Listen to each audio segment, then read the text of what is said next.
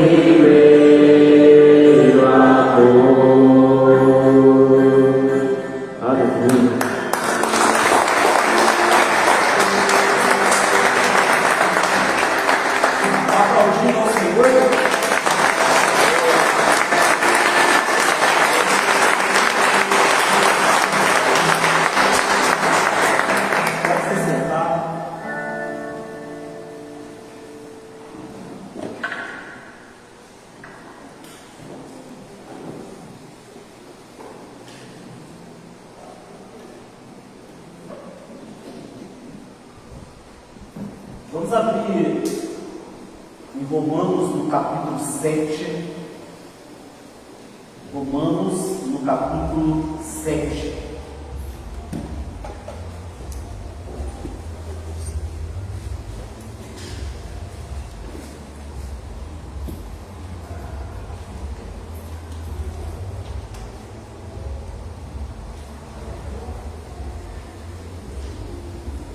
Se puder dar uma desligadinha nesses ventiladores aqui, para não atrapalhar, acho que não está tão.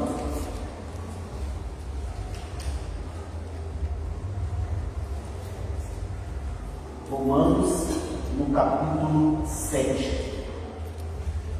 Então hoje nós já estamos na nossa 24ª lição dessa nossa jornada em Romanos, onde Paulo ele está trazendo uma explicação dentro dessa carta que ele escreve à igreja de Roma, uma explicação do verdadeiro evangelho. E quando nós entendemos essa carta aos Romanos e somos ministrados a tudo aquilo que Paulo fala, nós adquirimos o conhecimento desse verdadeiro evangelho que tem poder para poder salvar, para curar e para libertar as nossas vidas, amém?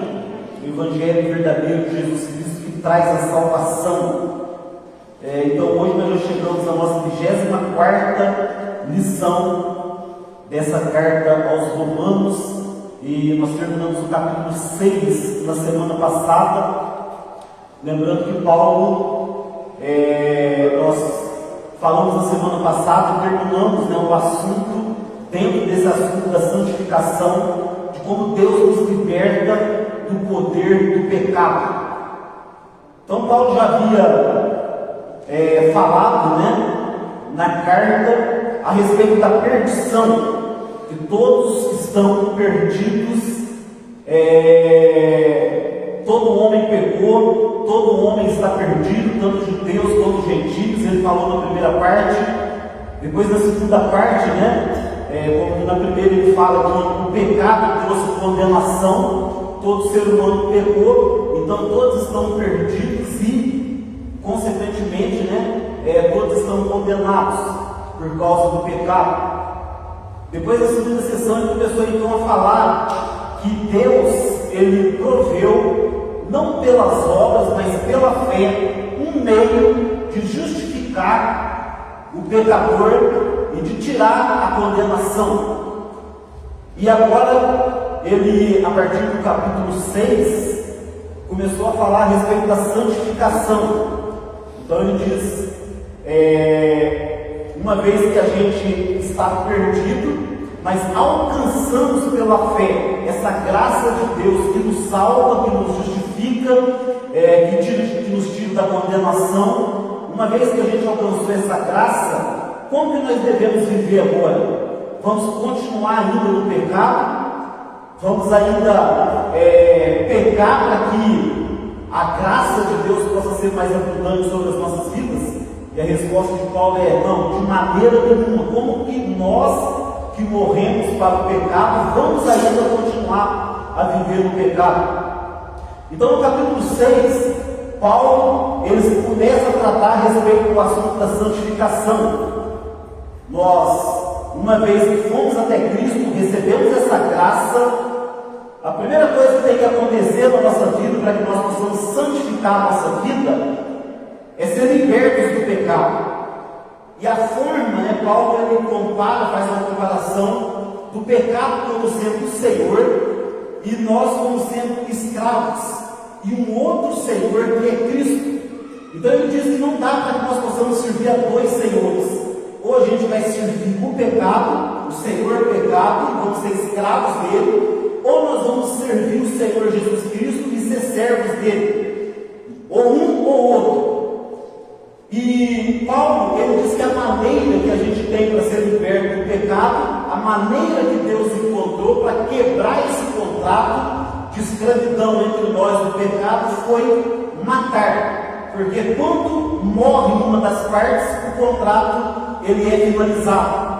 Então Deus escolheu matar não o pecado, porque o pecado ainda habita no mundo, o pecado ainda habita em nós, na nossa natureza, mas ele escolheu matar o pecador, o servo.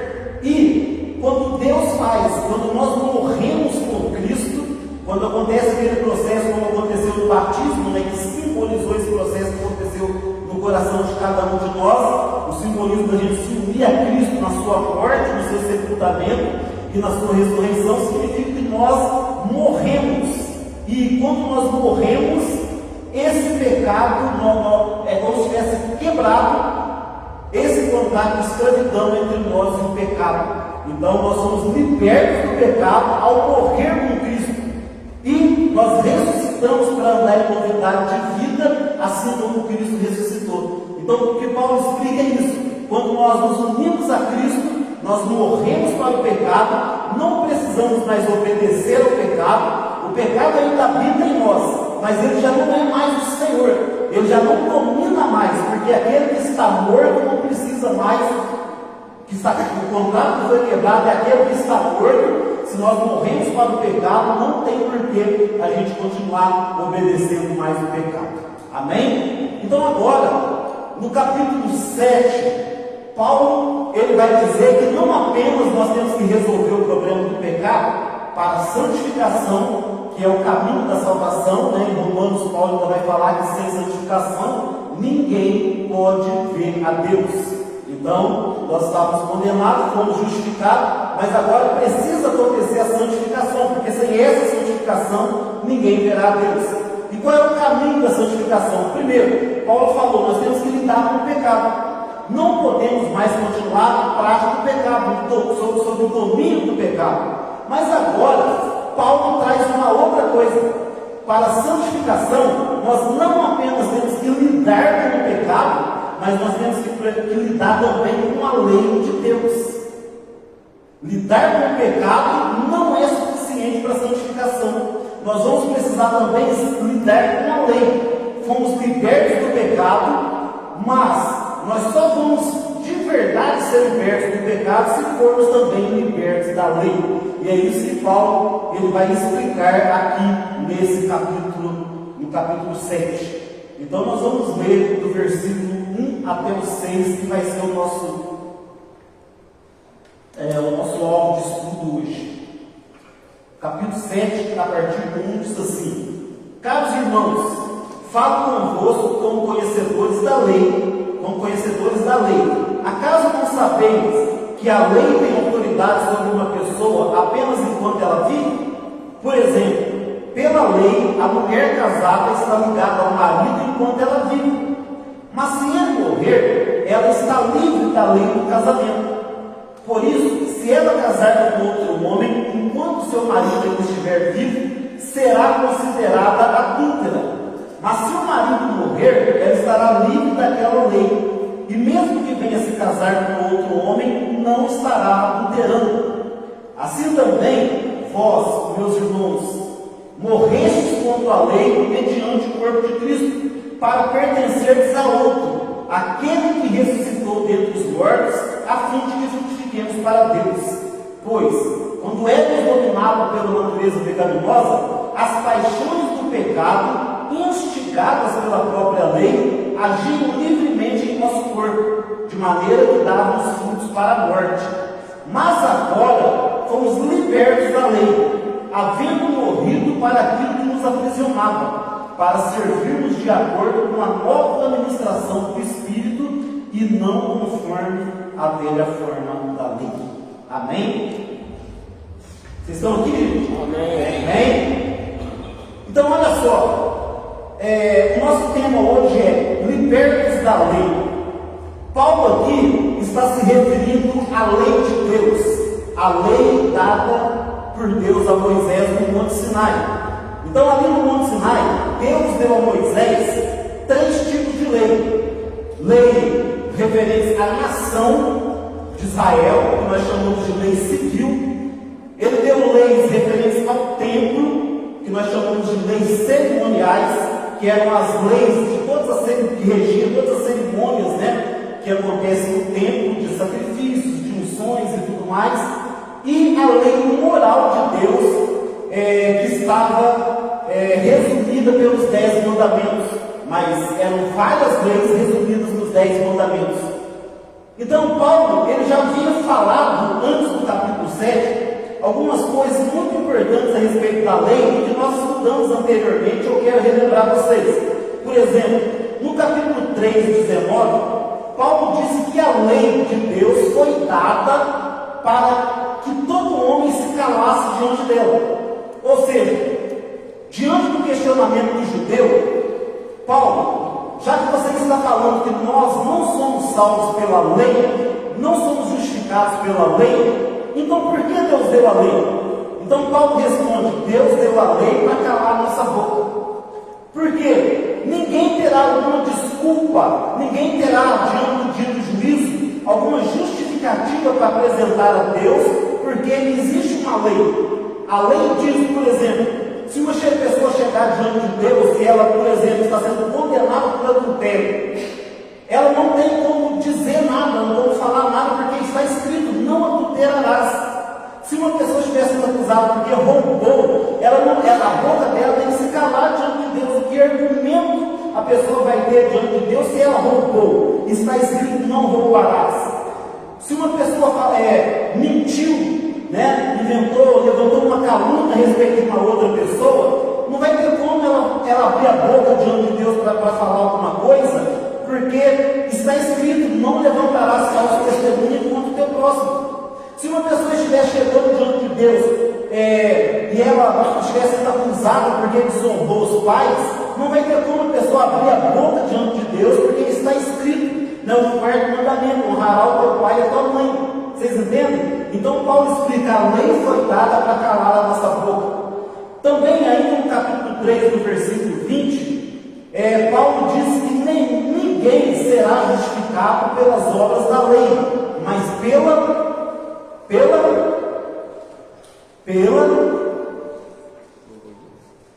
ninguém será justificado pelas obras da lei, mas pela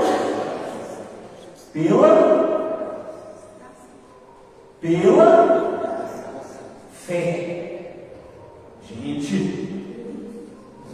Gente, vou fazer uma prova semana que vem.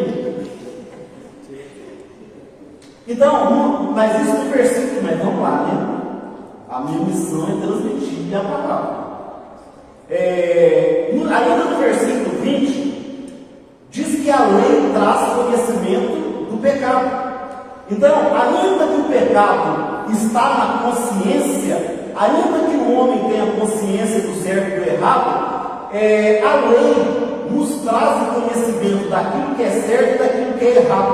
Então, além da nossa consciência, nós temos o conhecimento daquilo que é certo e errado, porque está escrito.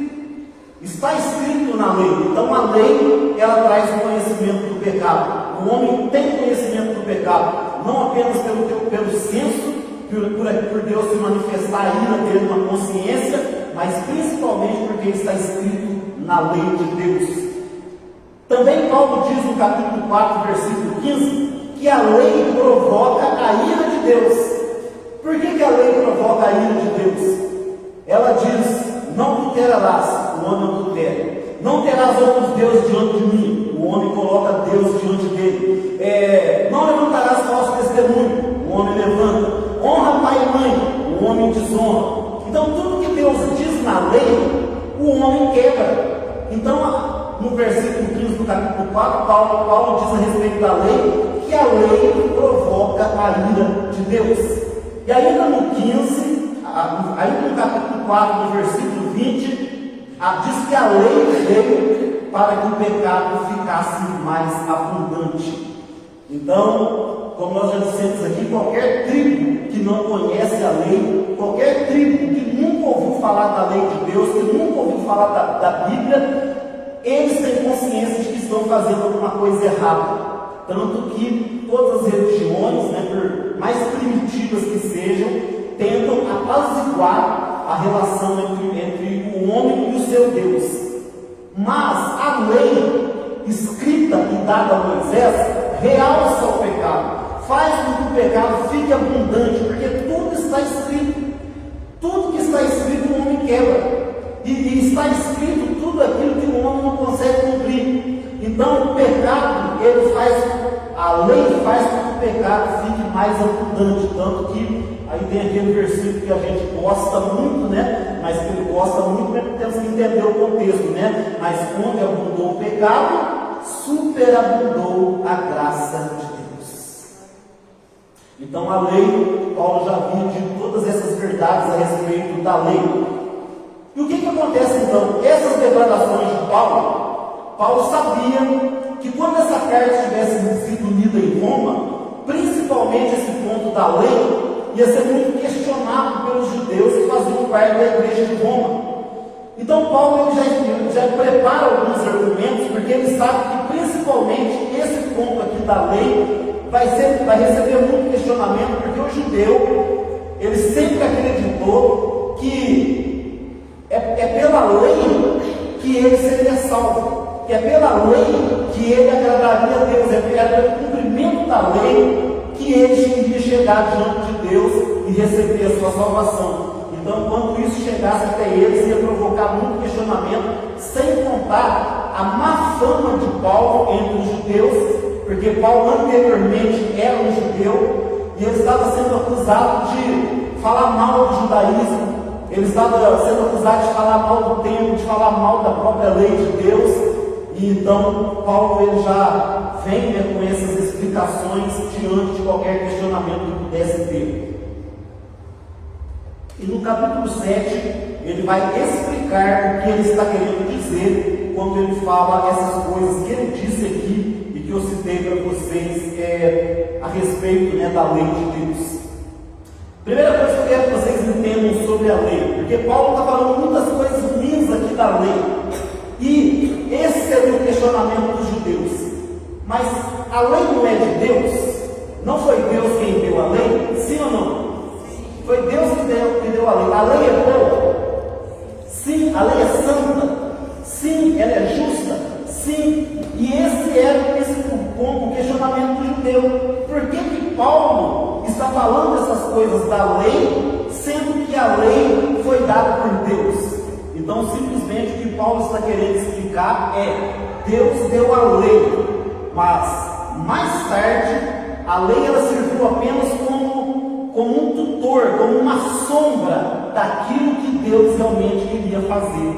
A lei apontava para algo maior que Deus queria fazer, que era a vinda do nosso Senhor e Salvador Jesus Cristo para morrer na cruz do Calvário, revelando assim para nós essa graça grandiosa que nasce desse amor grandioso que Deus tem por cada um de nós. Amém? Mas o que Paulo explica então? Vamos lá para o versículo 1. Versículo 1, Paulo diz assim: caros irmãos, porque ele está se dividindo da igreja, então ele chama de irmãos, falo convosco como conhecedores da lei. Então, primeiro, Paulo deixa claro aqui que ele está falando para conhecedores da lei, ele está falando para aqueles que tinham a lei, ele está falando para os judeus.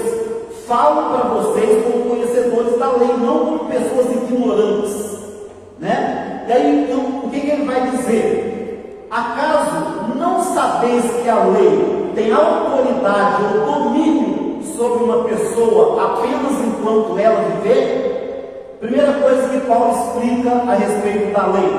Então está lá, o judeu apegado à lei, tentando cumprir a lei, cumprindo os rituais, fazendo os sacrifícios, procurando cumprir a lei. E aí Paulo vem com essa afirmação primeiro. Estou falando para vocês não como ignorantes, vocês conhecem o que está escrito. Por acaso vocês não sabem que a lei, ela tem domínio sobre uma pessoa apenas enquanto ela vive? Então Paulo está falando, espera aí, a lei, ela tem domínio sobre a vida de uma pessoa enquanto ela viver. E essa é a primeira verdade que Paulo, ele fala aqui, ele de novo, antes ele vai usar a analogia do casamento, mas antes do casamento, ele usa de novo a analogia da escravidão. E ele coloca aqui a lei, da mesma forma que ele coloca o pecado como um senhor. E ele diz, a lei, ela tem autoridade, ela exerce o senhorio, o domínio sobre uma pessoa, enquanto uma pessoa vive. E essa declaração, gente, é muito importante, porque desde quando nós nascemos, até quando nós morremos, nós estamos debaixo do domínio da lei, estamos debaixo da lei de Deus, o tempo todo, desde que a gente se entende por gente, o tempo todo a lei de Deus está falando com você, não faça isso, não faça aquilo, não faça isso, e se você erra, a lei é implacável com você, porque, por exemplo, mais de 600 pontos da lei, se você quebra se você, por exemplo, levanta falso testemunho contra uma pessoa, você se torna culpado de toda a lei. Então a lei é implacável. A lei é implacável, a lei não perdoa ninguém. A lei, ela nos aprisiona, nós somos escravos dela. Enquanto a gente vive, enquanto a gente viver, nós vamos estar debaixo dessa lei. Se você comete qualquer erro, qualquer falha, a lei está ali para te acusar. Não tem como você escapar dela. E isso vai ser durante toda a sua vida, a não ser que você morra. Quando que isso vai acabar? Quando que a lei vai deixar de exercer domínio sobre você? Somente quando você morrer. Entenderam isso que Paulo disse aqui? A lei exerce domínio sobre uma pessoa enquanto aquela pessoa vive. Ou seja, a lei está ali o tempo todo te dominando. O tempo todo a lei te aprisiona, a lei te sufoca, a lei te condena, a lei mostra para você que você não pode cumpri-la, que você é um pecador e por causa disso você está condenado. Então, essa é a situação do homem enquanto ele viver. É o que Paulo está dizendo aqui para os judeus. Enquanto a gente vive, a lei exerce domínio sobre nós. O que Paulo está dizendo, entre outras palavras, é que somente a morte pode nos libertar do domínio da lei. Está vendo que é o mesmo princípio da libertação do pecado? Como que nós somos libertos do Senhor pecado? Com a morte. E nós morremos em Cristo Jesus e fomos libertos do pecado. Como que nós fazemos com a lei? Paulo começa a explicar para os judeus que da mesma forma que acontece com o pecado, precisa acontecer com a lei, porque a lei está exercendo domínio sobre nós, e ela só vai deixar de exercer domínio sobre nós se nós morrermos, na mesma situação que ele disse com o pecado. E aí, ele vai passar, só mais uma coisa aqui, né? Tá, então somente a morte pode nos livrar do domínio do pecado. Aí, no versículo 2 até o 4, ele vai deixar de lado a analogia do senhor e do escravo e vai começar a trazer a analogia do casamento. E aí muitos líderes religiosos confundem isso aqui, porque pensam que Paulo aqui está falando do casamento. Paulo não está tratando do assunto do casamento aqui, vocês entendem? Paulo está tratando do quê? Do assunto da santificação. Ele não está tratando do assunto do casamento. E aí muitos pastores, muitos líderes pegam esse versículo e falam aqui, Paulo está falando, Paulo está dando instrução sobre o casamento. Paulo não está dando instrução sobre o casamento aqui. Paulo está fazendo uma analogia, uma comparação entre o contrato do casamento e uma pessoa diante da lei. Ele está fazendo apenas uma analogia, não está tratando acerca do casamento. Ele trata do casamento em outras passagens, mas aqui ele apenas está usando o casamento para fazer uma comparação. E aí o que ele vai dizer no versículo 2? Aí ele fala, por exemplo, quer dizer, vou fazer uma comparação. Pela lei, a mulher casada está ligada ao marido enquanto ele vive. Não é isso? Não é isso, não é verdade? Então foi lá, uma mulher foi lá no cartório, assinou o documento, assinou o papel, que é lá que vale no casamento, assinou, então ela está a partir daquele momento ligada ao marido pela lei do casamento. Paulo deixa claro aqui, ligada ao marido pela lei do casamento. Então foi lá, assinou o contrato, casado. Aí Paulo vai falar, enquanto o marido está ligado ao marido, enquanto ele viver. Então quer dizer, lembra que lá no cartório, e também até na igreja, né? Na igreja nem sempre, mas no cartório sempre pergunta, aceita receber tal, até que a morte separe? E aí a pessoa vai lá e diz, sim, né? Até que a morte separe, né? Ou a primeira crise, né? Assim, até que a morte separe. É isso que Paulo está dizendo aqui. Enquanto o marido viver, ela está debaixo do marido. Enquanto o marido viver, eles têm um contrato de casamento. Ela não pode pertencer a outro homem, porque se ela pertencer a outro homem, tendo um contrato de casamento, ela está adulterando. Esta é a lei. Antigamente existia, né? Não sei se já tiraram, né? Porque tem separação toda hora. A pessoa se casa hoje, separa amanhã, em todo momento existe essa questão da separação, ficou algo muito comum hoje em dia, muito comum, mas lembre que eu falei para vocês que as coisas modernizaram, mas os princípios de Deus não modernizaram, viu? Mas então hoje modernizou, está tudo comum. Então eu não sei se existe essa lei, mas antes existia uma lei de que se um homem estava casado com uma mulher casada com um homem, eles estavam ali de papel passado, e houvesse o adultério de uma das partes, a lei, existia lei contra, ele estava infringindo a lei e tinha penalidades para aquele que adulterou. Então é isso que Paulo está falando aqui. Está ligado, enquanto casou, assinou o papel, registrou, então vocês têm um contrato de casamento. Como que esse contrato pode acabar? Se um dos dois morrer. Por isso que é até que a morte nos separe. Então Paulo está fazendo essa analogia com a lei. A mulher está ligada ao marido enquanto ele viver. Mas se o marido morrer, o que acontece? Ela está livre do contrato do casamento. Então vamos lá. Casou aqui, eu não quero nem usar exemplo. Eu gosto de usar exemplo, pegar, mas nesse assunto eu não quero nem dar exemplo. Né? Nem pegar aqui, vou pegar um casal aqui como exemplo, nem isso eu vou fazer, quero ter esse cuidado. Então o marido casou com a mulher, né? E então os dois estão ligados. Enquanto eles estão ligados, preste atenção, por favor, nessa analogia, que é muito importante você entender isso aqui, para a tua vida e para a tua santificação, que vai te levar à salvação. Foi assinado um contrato. O que Paulo falou aqui? Nós estamos ligados sob o domínio da lei enquanto a gente vive. A mesma coisa ele está falando. O marido está ligado à mulher enquanto ela viver. Se ela, enquanto o marido está vivo, pertencer a outro homem, ela está cometendo adultério. Certo?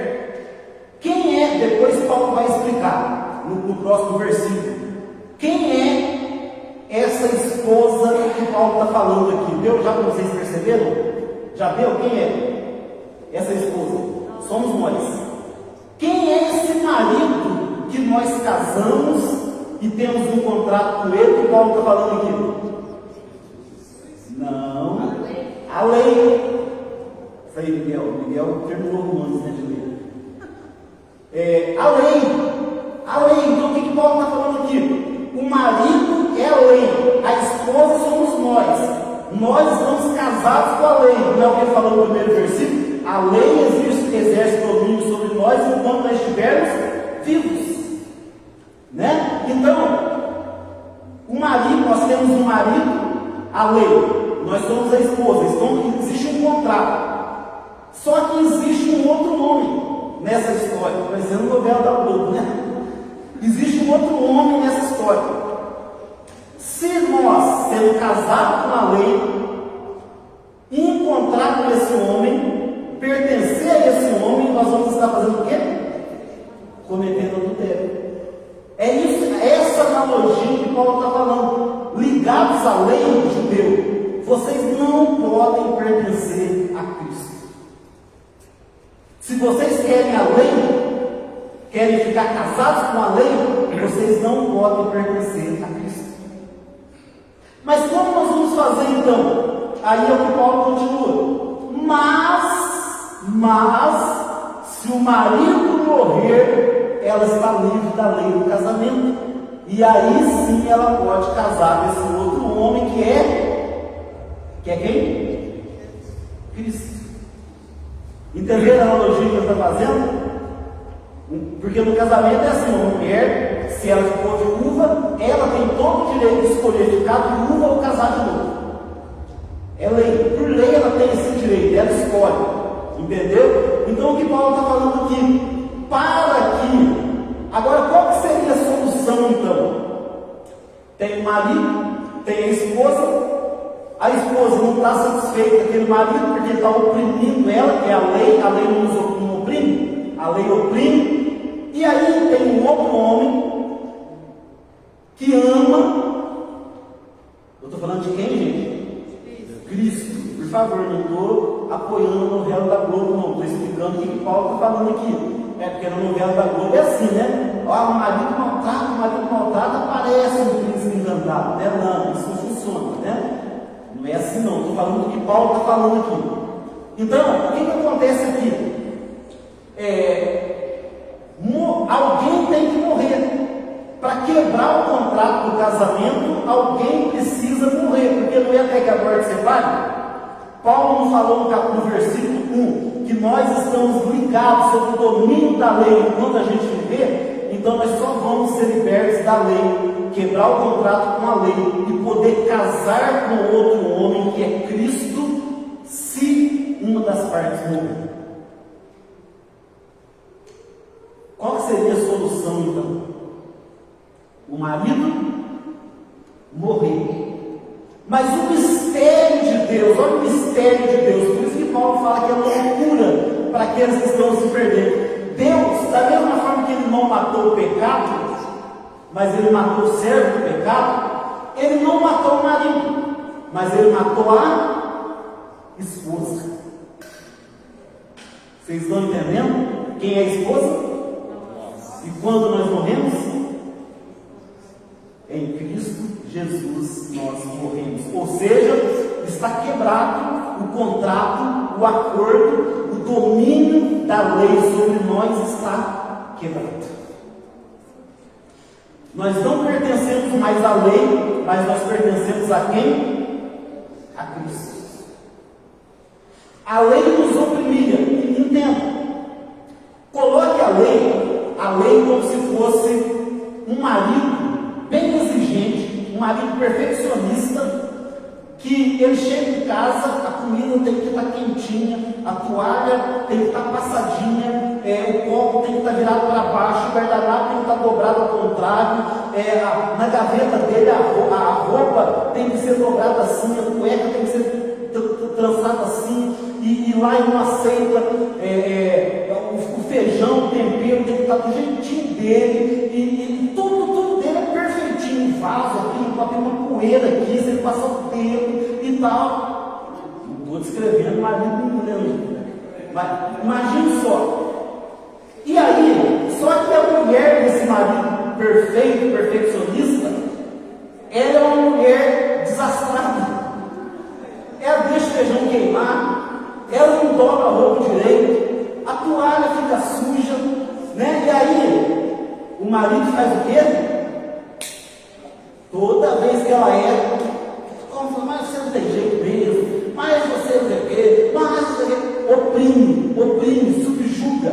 É isso mais ou menos que Paulo está falando da lei. Só que o outro marido, que é Cristo, ele também é um marido perfeccionista e exigente. Ele também quer as coisas tudo certo. Ele também quer que as coisas sejam tudo perfeitinhas. Porém, esse é um marido que trata com amor e com perdão. Entende a diferença? É isso que Paulo está falando aqui, a respeito do marido lei e do marido Cristo. E aí Paulo está falando com os judeus: vocês, para pertencer a Cristo, para casar com Cristo, vocês precisam ser libertos do domínio da lei. Mas como isso vai acontecer se a lei exerce domínio enquanto a gente viver? Porque tem que morrer. Vocês estão entendendo o que Paulo está falando, gente? Para entender isso é entender a santificação. Porque Paulo, ele tem um propósito pelo qual ele precisa fazer os judeus entender isso aqui. Porque os judeus estão apegados à lei, confiando na lei, pensando que cumprindo a lei eles vão ser salvos, e eles precisam entender isso aqui. E nós também precisamos entender isso aqui. Por isso que Paulo está desenhando. Viu que Paulo está desenhando? Né? Eu não vou falar, não, eu vou desenhar para vocês. É isso que Paulo está falando. Porque ele fala, ele usa, ele faz o desenho da escravidão com o Senhor, que era algo que eles entendiam muito.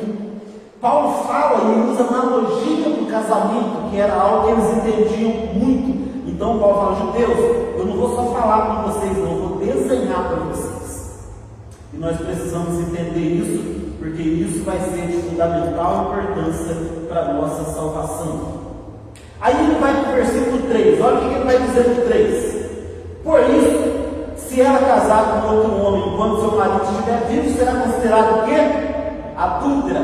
Mas se o marido morrer, está livre daquela lei, e mesmo que venha se casar com outro homem, estará adulterando. Então Paulo completa aqui a analogia que ele fez a respeito, do casamento. Entendam que Paulo não está falando aqui de casamento, ele está apenas usando o casamento para falar sobre a santificação e a libertação da lei. No versículo 4, aí ele fala: assim também, ou assim como é no casamento, vós, meus irmãos, morrestes quanto à lei mediante o corpo de Cristo, para pertencer a outro, aquele que ressuscitou dentre os mortos, a fim de que frutifiquemos para Deus. Aleluia! Glória a Deus! Paulo está falando assim como eu expliquei como acontece essa questão do casamento, aí ele fala: vocês, meus irmãos, morreram quanto à lei, como? Mediante Cristo. Então é isso que eu estou dizendo, gente. Nós não fica preocupado por regras, não concentra. Escute bem, não concentra a tua vida cristã, a tua santificação em regras. A Bíblia fala: isso pode, isso não pode, isso pode, isso não pode, isso pode, isso não pode. Isso vai te aprisionar e você vai ser um crente legalista.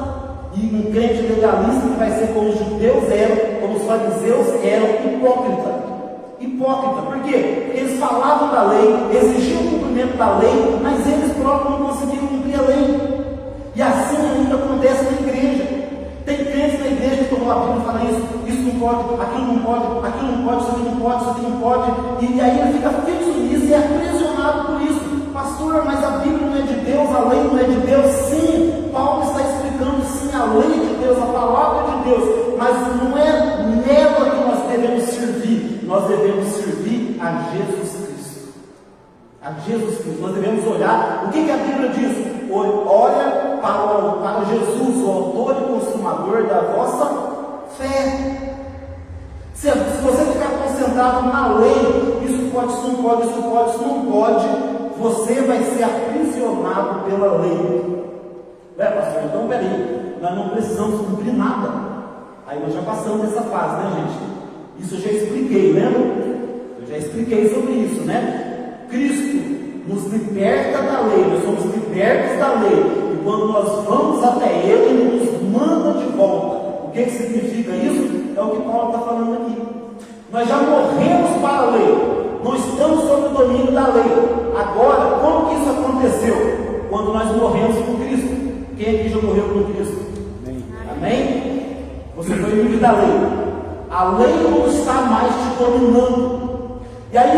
está te dominando agora? Porque ele vai continuar aí no 4.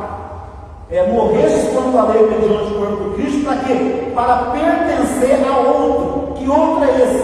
Aquele que ressuscitou dentre os mortos. Quem é esse? Jesus. A fim de quê? De que frutifiquemos para Deus.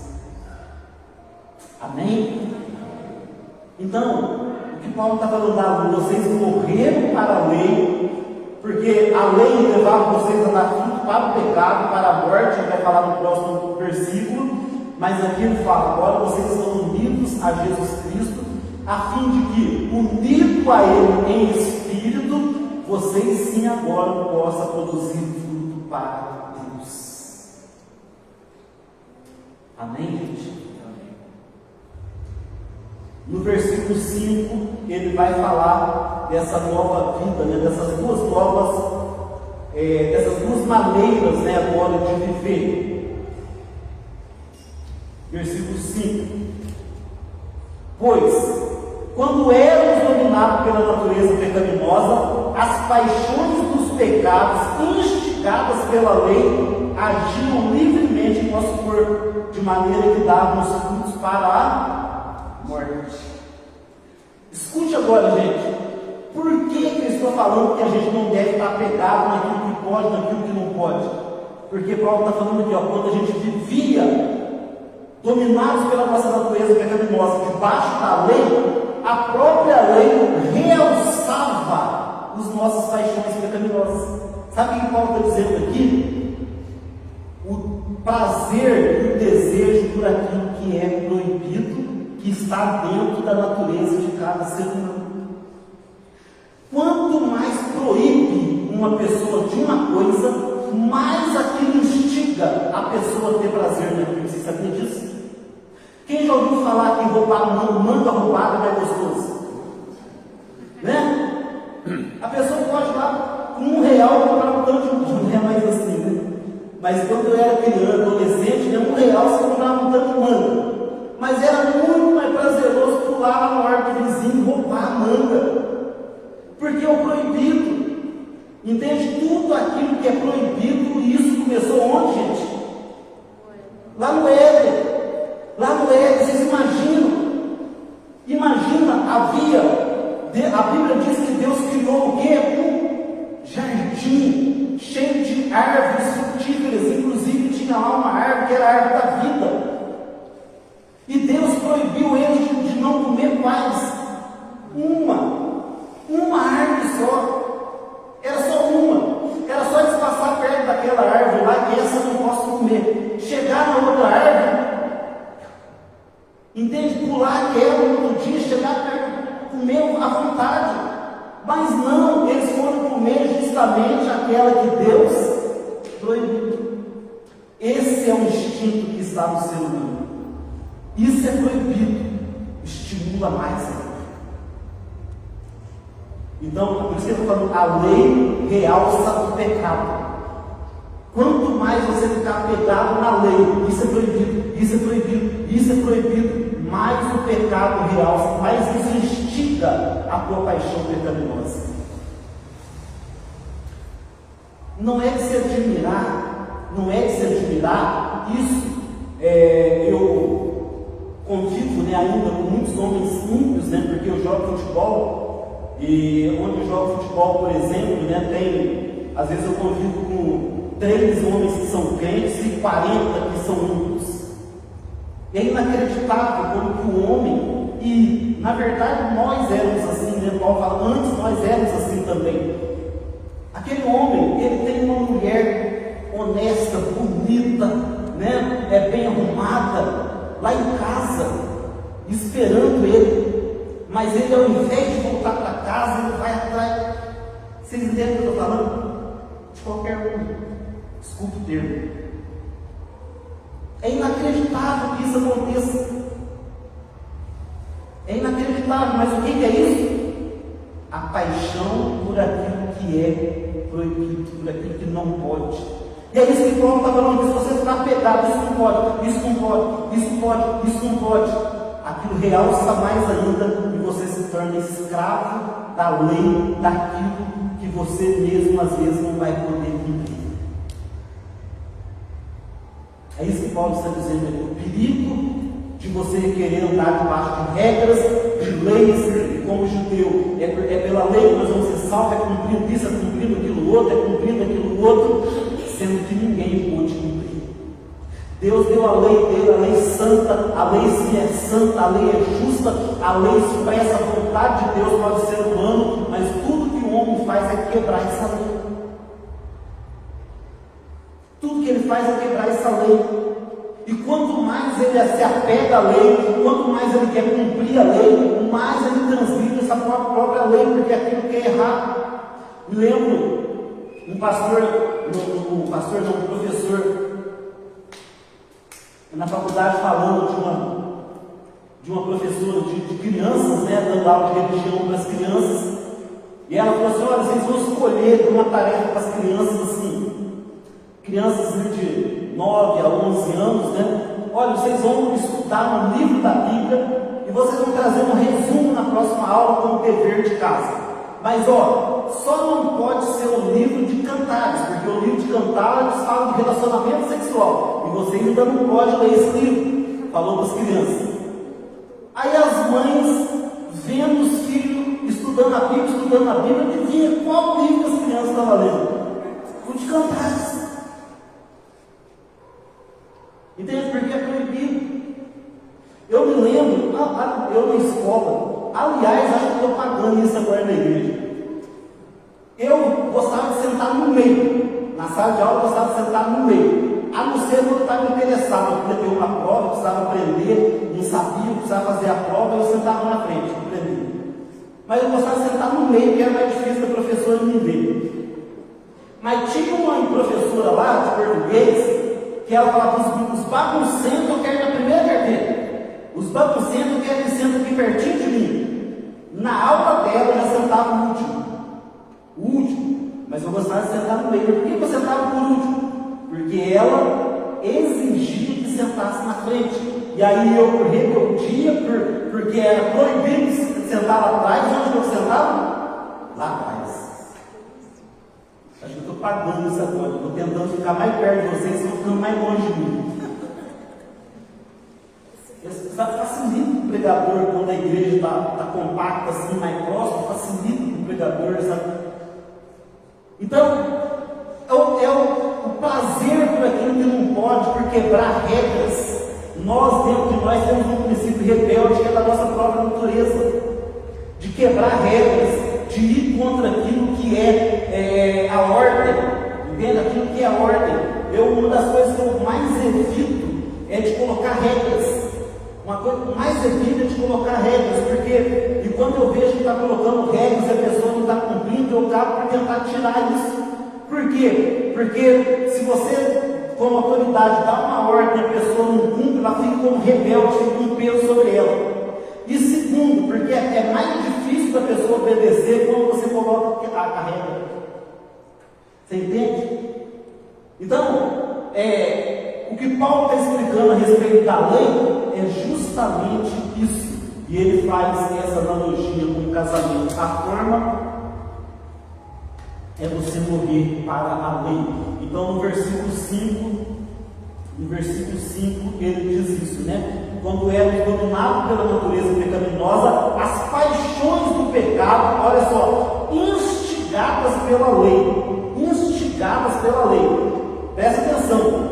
Não é que a lei fazia a gente pecar, mas as paixões pecaminosas que habitam em nós eram instigadas pela lei. O que é instigar? Quem sabe o que é instigar?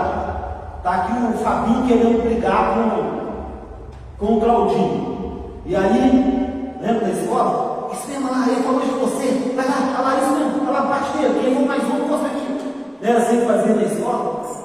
Instigando o mundo a brigar. É isso, a lei, a paixão já está em nós, a vontade já está em nós, o desejo já está em nós. Mas a lei instiga mais ainda a gente fazer aquilo que é errado. Isso é algo que está dentro da natureza pecaminosa. Por isso Paulo fala, para a santificação temos que ser libertos não só do pecado, mas da lei, porque a lei realça o pecado. E aí, como que eu faço então?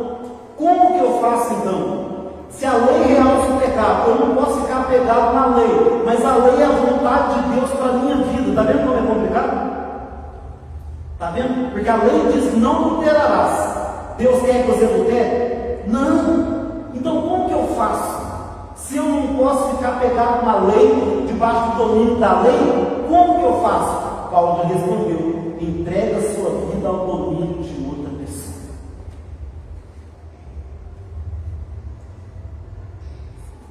Uma pessoa entregue a Cristo, se você estiver entregue a Cristo, você vai adulterar? Não é que você não vai, né? É muito difícil que isso aconteça, porque eu quero que vocês entendam isso. Existe erro, né? Que é falha de caráter, e existe erro que é erro de conduta. Por isso que Paulo fala: aquele que cuide está de pé, toma cuidado para não cair.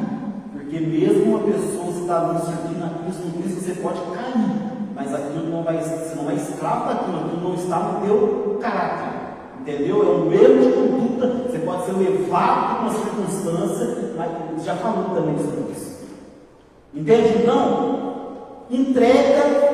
Então a lei é boa, a lei é a vontade de Deus para mim, mas eu não posso estar debaixo dela, eu tenho que estar debaixo de outra pessoa, debaixo de Cristo. Aí sim nós temos condições de agradar a Deus. E quando a gente fizer como aquela esposa que eu falei, que o marido perfeccionista, que ela é desastrada, ele vai agir com a gente com amor e com perdão, e não com imposição e com opressão sobre nós, como a lei faz. Amém, gente? E no versículo 6 ele vai afirmar isso que eu estou falando aqui. Olha o versículo 6 para a gente terminar.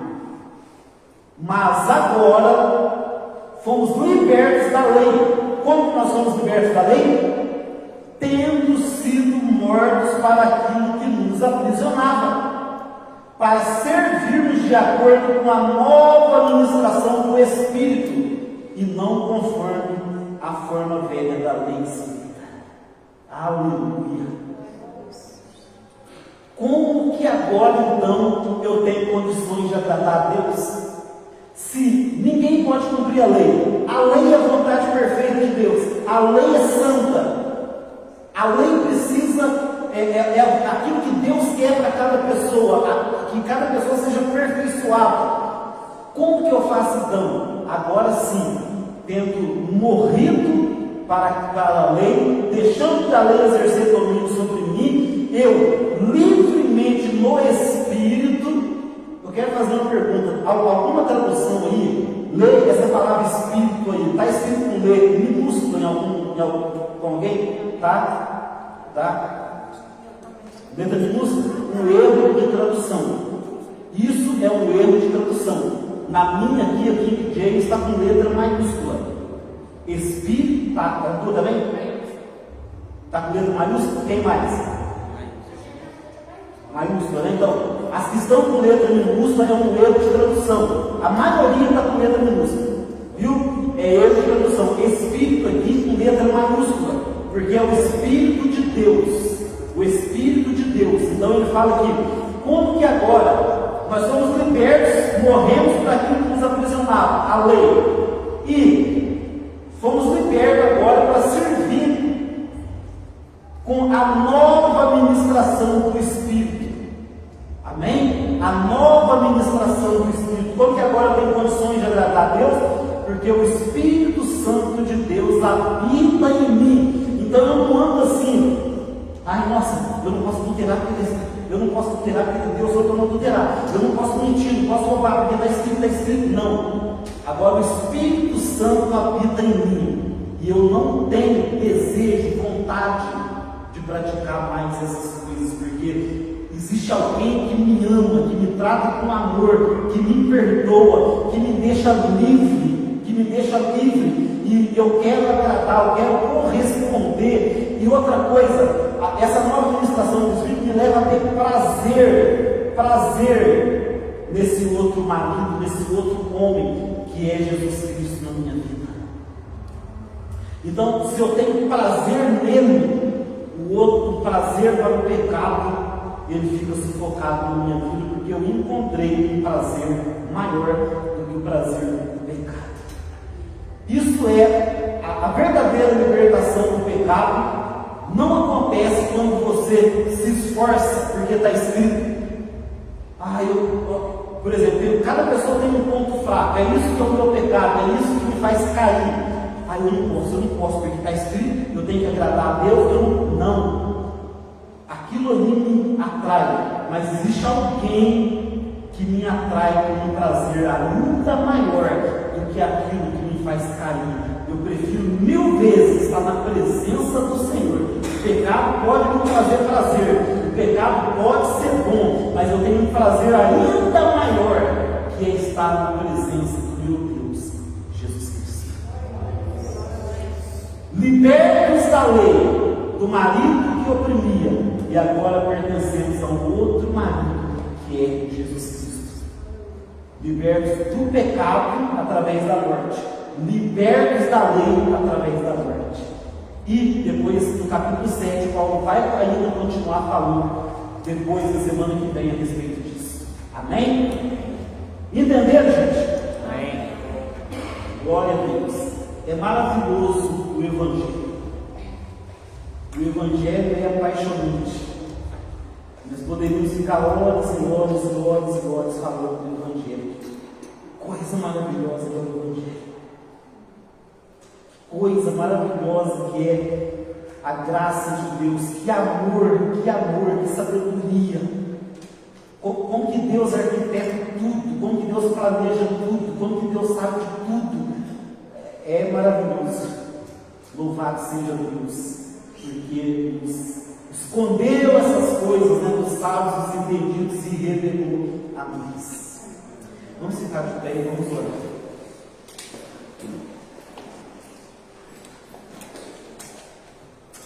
Oh Deus, nós te louvamos, Pai. Nós agradecemos o teu nome, Pai, por tão grande amor, por tão grande graça com a qual nós somos alcançados. Deus, nós queremos te louvar, Pai, porque não a nós, mas ao teu nome, Pai, por causa do teu nome, não é por causa do nosso sacrifício, mas por causa do teu sacrifício, não é pelos nossos méritos, mas é pelo teu mérito, Senhor. Nós queremos te louvar porque o Senhor nos libertou do domínio do pecado. O Senhor nos libertou do domínio da lei. O Senhor revelou a nós um amor maior. O Senhor revelou a nós um prazer maior, uma vida melhor, que é a vida na tua presença. Nós te louvamos por isso, Pai. Eu quero orar nesta noite, Deus, por aqueles que talvez ainda não conseguiram ser libertos. Talvez não foram libertos do pecado, por não ter sido libertos da lei. Talvez há pessoas aqui, Pai, que estão ainda mergulhadas em algo que não pode de verdade satisfazer a alma. Talvez há pessoas aqui, Deus, que ainda estão buscando por prazeres, que são prazeres que na verdade não pode trazer alegria verdadeira ao nosso coração. Somente o Senhor, mas somente o Senhor. O salmista, quando encontrou esse lugar, ele declarou: é melhor um dia na tua presença do que 1000 em qualquer outro lugar. Tamanha é a alegria, o prazer da tua presença, Deus. Leva, Senhor, a cada um a encontrar isso, cada um a encontrar esse lugar. Deus, se há pessoas aqui que têm vivido o cristianismo, o evangelho legalista, o evangelho de regras, que consequentemente, Pai, nos tem levado à hipocrisia, porque falam e cobram de algo que eles mesmos não vivem, Deus, traga a libertação da lei mediante a pregação do teu evangelho verdadeiro. Traga a libertação, Pai, de toda falsa espiritualidade, Deus, e que nós possamos conhecer de verdade aquele que é o Senhor, aquele que é o marido perfeito, que, embora tenha toda a perfeição, toda a autoridade, ele não a exerce sobre nós com domínio e nem com opressão, mas ele nos deixa livre, nos perdoa, nos ama e nos conduz à verdadeira santificação. E o teu Espírito, Pai, o Espírito que é mencionado aqui, possa ser ministrado a nós, para que possamos viver verdadeiramente a libertação da opressão da vida. Eu oro pela minha vida, pela tua igreja, por aqueles que estão acompanhando pelo Facebook, no poder do nome de Jesus. Amém. Amém. Deus abençoe. Domingo é Santa Ceia. Primeiro sermão para a paz.